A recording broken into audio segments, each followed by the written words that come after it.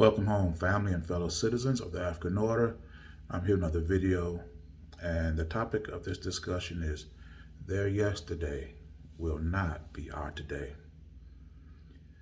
You know, one of the things that frustrates me the most is when people compare black struggle to like Asians or the Polish or the Jews or whatever.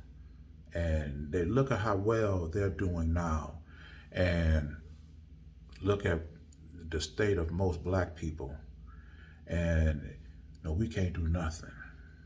No, it's not the fact that we can't do anything. It's the fact is we're not doing what others in our situation has done. When you look at history and you see people who come out of enslavement, involuntary servitude, indentured servants, whatever you want to call it, what's the first thing the people do once they're released? They leave their oppressor. We the only people who come out of enslavement clinging to our oppressor. So if you're not going to learn from history, will you stop reading it? What are you reading it for? All it's going to do is depress you.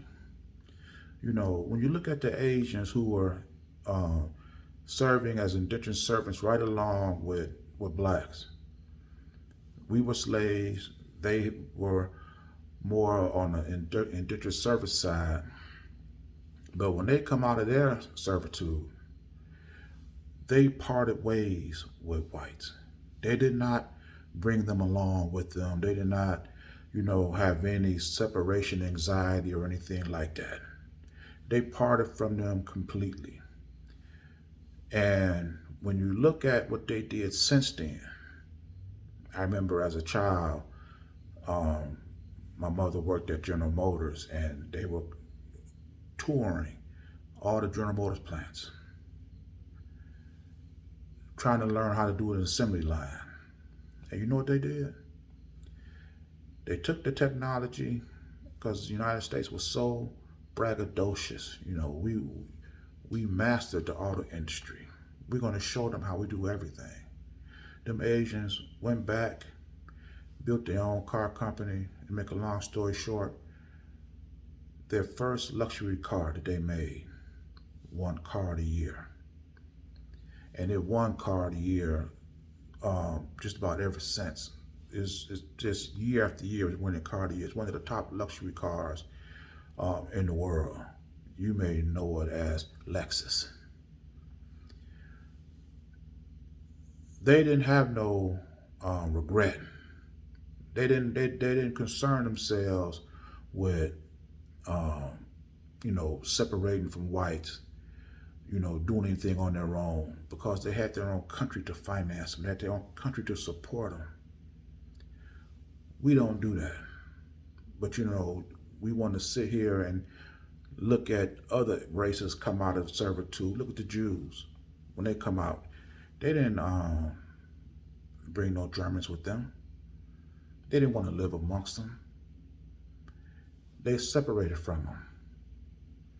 So if you're not going to learn from the history that you read, that you study, then just stop reading it. Because all it's going to do is disappoint you. We can't do anything without whites. We want to live amongst them. We want to work with them. We even vote for them. And you wonder why we don't get anything out of politics when you vote in your oppressor in the positions of authority over you.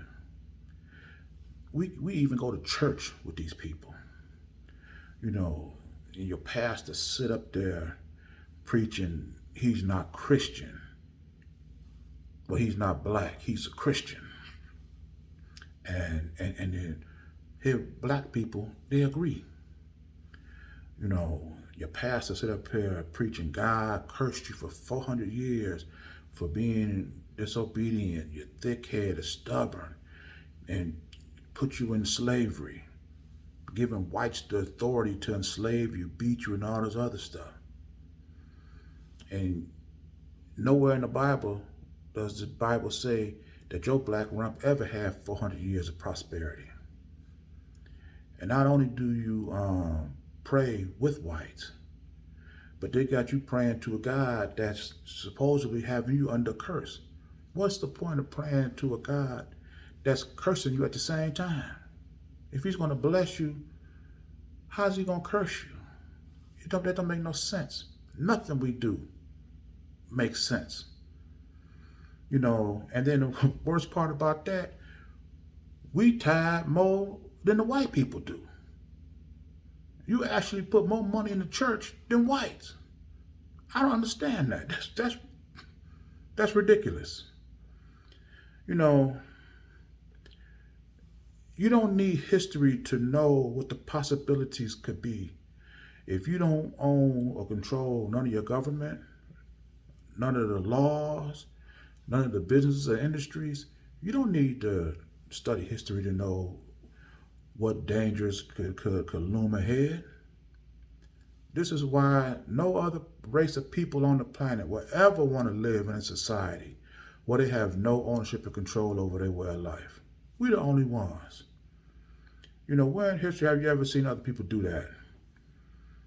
And we somehow believe in that whites are going to live in peace and prosperity with blacks under these conditions.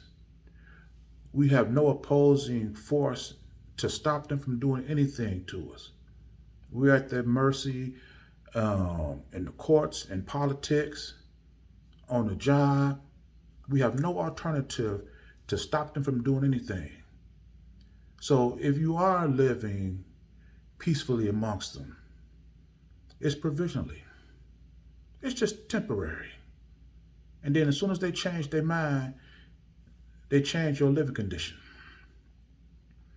You know, and if there ever was a society where blacks and whites were to live in peace and harmony with each other, you know, who's going to lead it? Who's going to educate our children? Who's going to establish the laws and who's going to enforce them? You know, and I can hear you now struggling with, well, don't worry about it because I know you're not. You haven't done anything yet to stop them from doing whatever they want to do to you. But if you ever put a Jew or an Asian in the same question, they have no problem answering that question. They have no problem answering that. They're not going to be in this situation and not be in a position to form their own laws, to form their own government. They're going to have some type of opposing force. We don't, like I said, we're the only ones that don't do that. You know, the fact of the matter is, we need new leadership, and we need change desperately. You know, I'm sitting back here and I'm watching society. I'm just shaking my head.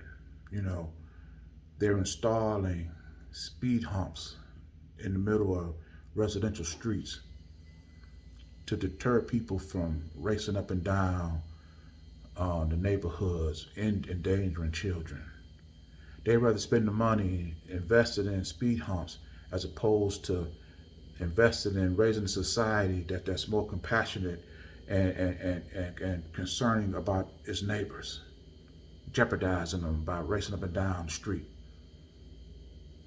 You know, we live in a society where we rather teach women mixed martial arts so guys can respect their hands as opposed to respecting the woman. That's sad.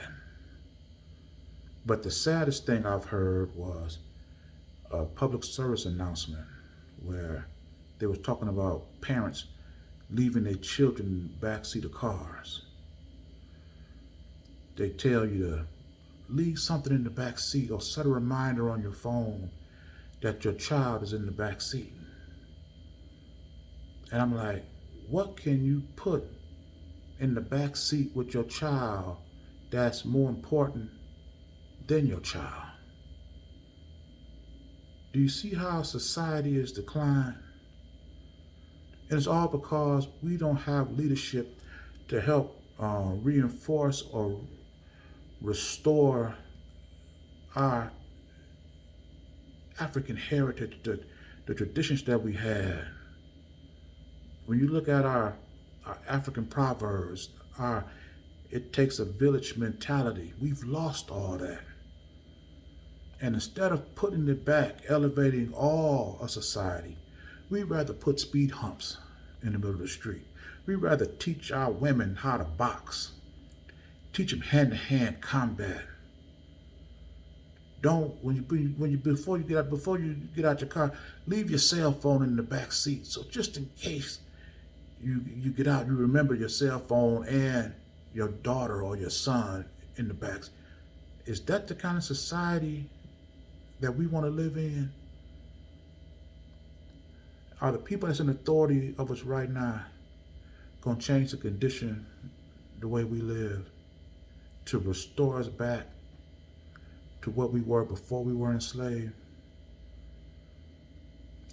I know they're not, and you know they're not. That's why I say it's time for a change in leadership, so we can change the course of our people and get us living the way we were destined to live. Not like this. I'm going to end this message here. And if you like this message, please share it. And if you like the content, consider subscribing to the channel. And with this video, as with all my videos, it is for the complete liberation of my people. And I'll see you in my next message. Ashe.